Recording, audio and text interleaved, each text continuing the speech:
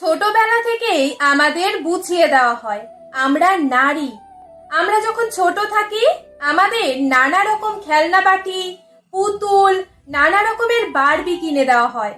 আকার ইঙ্গিতে ছোটবেলা থেকেই বুঝিয়ে দেওয়া হয় আমাদের সংসার করতে হবে।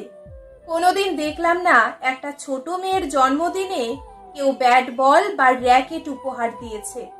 ছোটবেলা থেকেই বুঝিয়ে দেওয়া হয় আমাদের কিরকম পোশাক পরতে হবে, জোরে কথা বলতে নেই, জোরে হাসতে নেই, সবার সামনে কাঁদতে নেই, সবাইকে মনের কথা বলতে নেই। সরস্বতী পুজোয় ছোট ছোট মেয়েদের শাড়ি উপহার দেওয়া হয়। শাড়িতেই নারীকে সুন্দর লাগে এটা বুঝিয়ে দেওয়া হয়।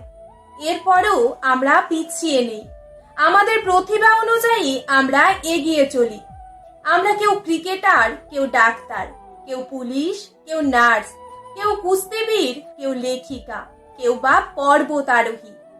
আমি কোনোদিন বলবো না আমরা পুরুষের সমান, কারণ পুরুষের সাথে আমাদের তুলনা চলে না।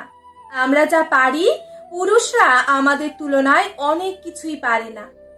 আমরা কেউ ডাক্তার, কেউ শিক্ষিকা, কেউ পর্বতারোহী, কেউ পাইলট হবার পরও আমরা আমাদের সংসারে কোনো কমতি হতে দিই না। আমরা নিজেরা প্রতিষ্ঠিত হবার পরও আমরা বিয়ে করে সংসারী হই। আমরা 10 মাস 10 দিন সন্তানকে গর্ভে ধারণ করে অসহ্য যন্ত্রণা সহ্য করে সন্তানকে জন্ম দিই। সন্তানকে লালন পালন করে বড় করে তুলি।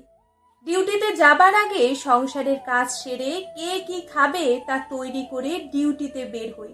এরপরও শ্বশুর শাশুড়ির সেবা করতেও কমতি রাখি না।